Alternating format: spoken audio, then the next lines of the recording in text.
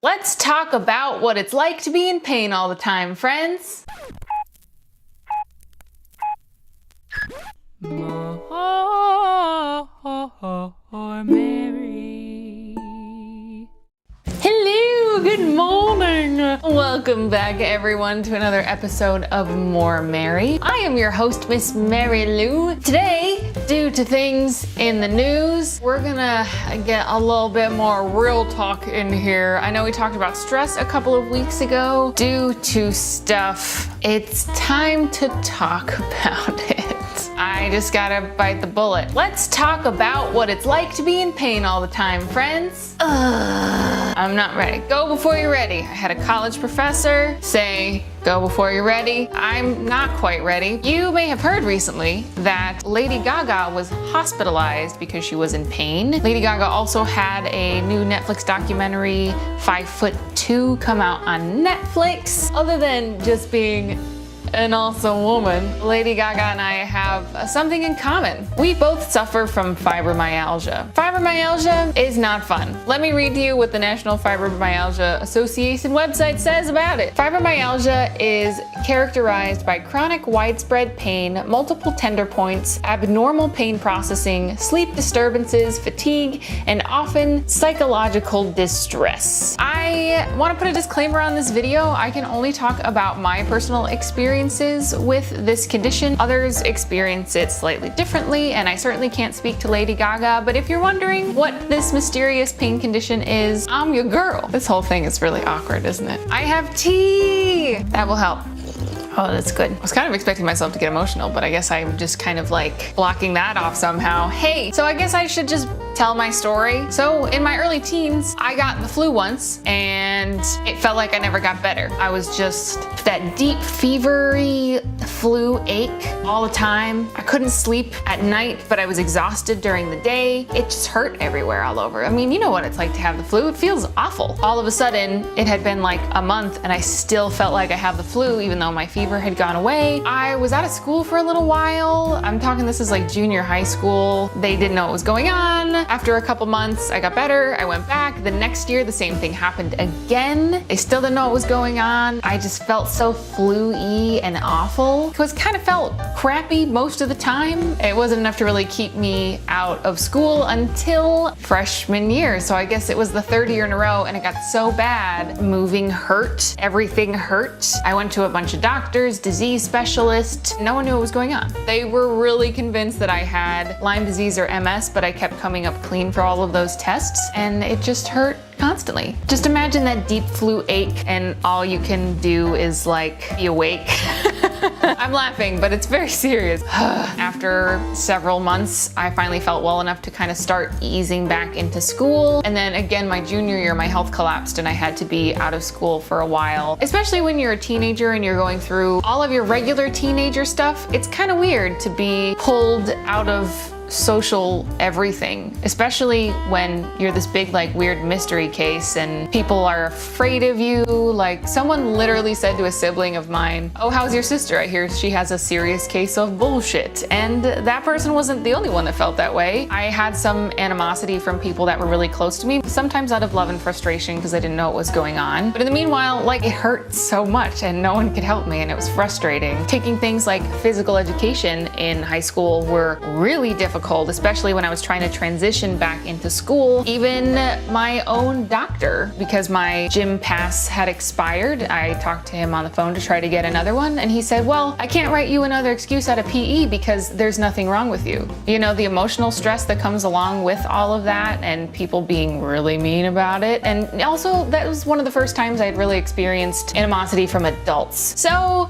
I did graduate high school with honors and all that stuff, which is kind of amazing because I was actually only in high school for 2.5 years. And then I went to college, and again, like once a year, once every other year, my health kind of fell out to the point where I'd have to miss classes for a few weeks. Sometimes it would hold out for the end of the semester, and then I would just be stuck in bed for a month at a time during break. It's not fun. There were some really wonderful people in both high school and college that made a huge difference. I wasn't feeling well one Halloween to go trick-or-treating, and someone went trick-or-treating early and then came with me to split half their candy. And in college, I had some really good friends that would snuggle and watch movies in these dips where I could hardly get out of bed, or bring me over and cook me dinner. I love all of you guys, and your compassion and patience really makes a difference. But hey friends, it has a happy ending, kind of. Through a completely unrelated chain of events, I was being treated for concussions. The specialist ran a blood panel and something came up positive.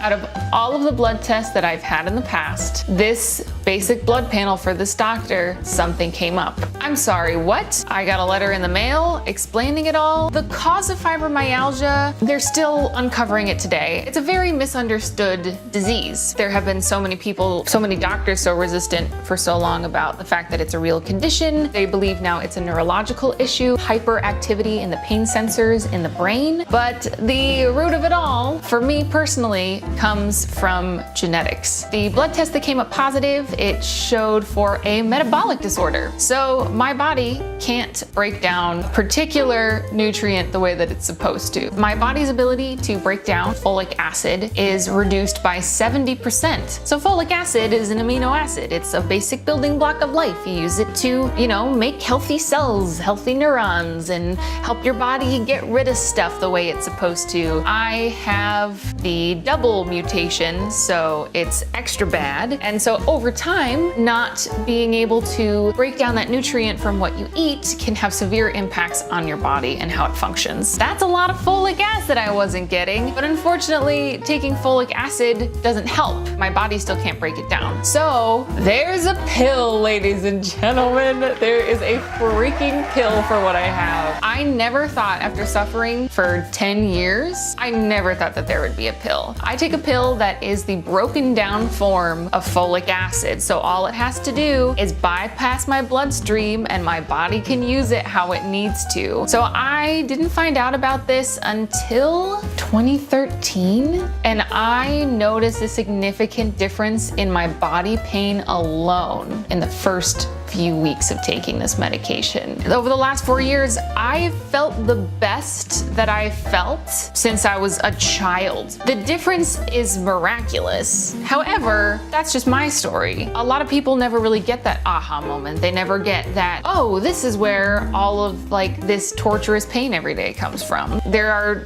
kind of ways you can treat the symptoms of fibromyalgia, but as far as treating a cause, I'm one of the lucky ones. I need some Not to get into this necessarily, but it's really scary to be a person with a pre-existing condition that depends on a medication. The medication that I'm on, it's not covered by insurance, and it still has to be prescribed by a doctor. In the current political climate, it is really scary to be someone with a pre-existing condition. Even my own sweet doctor, I have the best doctor now, even to have him say that he's afraid for me, and if I lost my healthcare, what that could mean for my life, that's when it hits you like, oh my gosh, I could be in serious trouble. It's been a weird ride, friends. This is really hard for me to talk about. I'm an extremely private person. However, it's getting a lot of attention and it's bringing people together and it's creating more understanding, and I'm here for you. I'm here for all of you who support each other. I'm here for all of you going through it. Even if there's just one person out there who's struggling or who knows someone who's struggling, if this video can help you, then it's worth it. I have chosen not to let any of my physical disabilities define me as a person. I choose to be myself to the fullest potential, and sometimes if it hurts too much to get out of bed because of something that's not my fault, then that's okay. I know we're all full of all kinds of inspiring stories, and here is just a slice of mine. And if you're struggling with something, you don't have to let it define who you are. I'm gonna put some links in the description box below. Thank you for listening. I hope you have a wonderful day, and I will see you on Tuesday.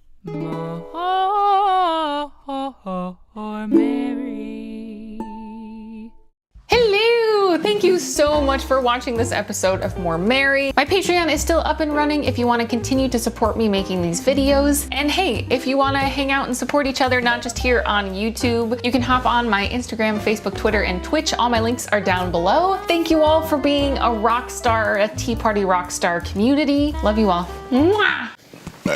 Yeah!